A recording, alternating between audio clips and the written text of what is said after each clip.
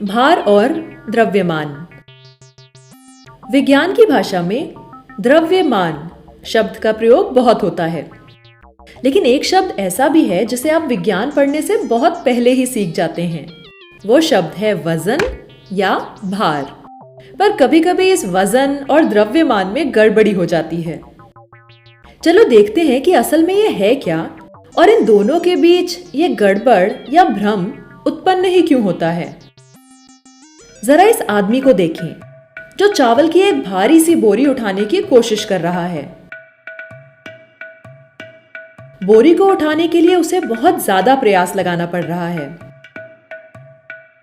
पर क्या होता अगर हम चांद पर होते और फिर यही आदमी इस बोरी को वहां उठा रहा होता? हम जानते हैं कि चांद पर यही बोरी उठाने के लिए उसे कहीं कम बल का प्रयोग करना पड़ता। वास्तव में चांद पर उसे धरती पर लगाए गए बल का केवल 1/6 बल लगाना पड़ेगा। जब हम चांद पर गए तो बोरी में चावल की मात्रा तो बदली नहीं, तो फिर हमें वहां धरती पर लगाए गए बल का 1/6 बल ही क्यों लगाना पड़ा? चलो सोचते हैं, आखिर पृथ्वी पर चावल की बोरी को उठाने के लिए सबसे पहले हमें बल की जरूरत ही क्यों पड़ी? ऐसा लगता है मानो बोरी को नीचे से कोई चीज अपनी ओर खींच रही है और उसे उठाने के लिए उस आदमी को विपरीत दिशा में यानी ऊपर की ओर बहुत ज्यादा बल लगाना पड़ रहा है। लेकिन बोरी को आखिर नीचे खींच क्या चीज रही है? पृथ्वी। इसे पृथ्वी का गुरुत्वाकर्षण कहते हैं।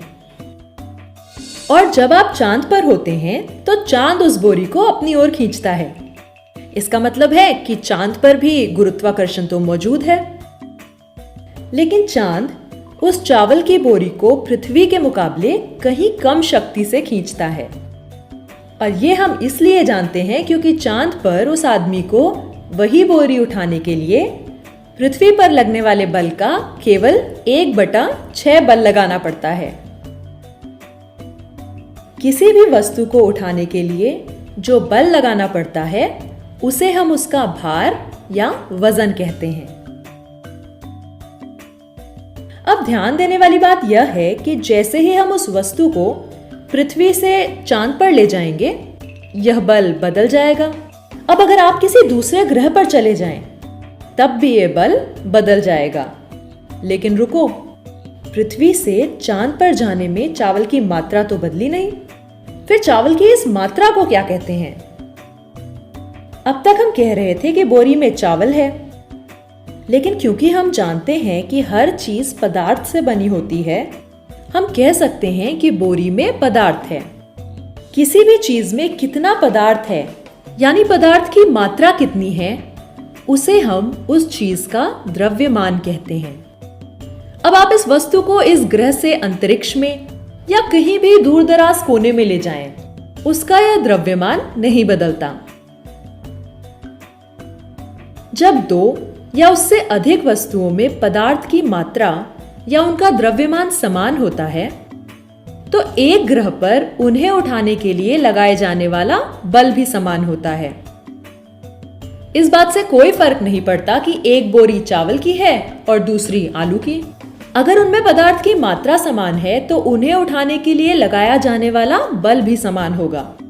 इसका मतलब है कि समान द्रव्यमान का भार या वजन समान होता है। भार और द्रव्यमान। इस बात से कोई फर्क नहीं पड़ता कि एक बोरी चावल की है और दूसरी आलू की। अगर उनमें पदार्थ की मात्रा समान है तो उन्हें उठाने के लिए लगाया जाने वाला बल भी समान होगा। इसका मतलब है कि समान द्रव्यमान का भार या वजन समान होता है। समान द्रव्यमान के समान भार के इस नियम का प्रयोग हम तराजू में करते हैं। अब जरा लोहे के इस बाट की तरफ देखिए। इस पर 1 किलो लिखा है। यह 1 किलो लोहे के बाट का द्रव्यमान है। जब आप इसे तराजू के एक पलड़े पर रखते हैं तो वो नीचे चला जाता है, क्योंकि पृथ्वी उस लोहे के बाट को नीचे खींचती है। अब जब हम दूसरे पलड़े में गेहूं रखते हैं तो लोहे के बाट और गेहूं पर जैसे ही धरती का खिंचाव बराबर होगा, दोनों पलड़े बराबर हो जाएंगे।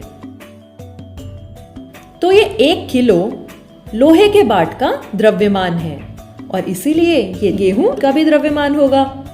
किसी भी पदार्थ के द्रव्यमान को हम ग्राम, किलोग्राम इत्यादि में नापते हैं।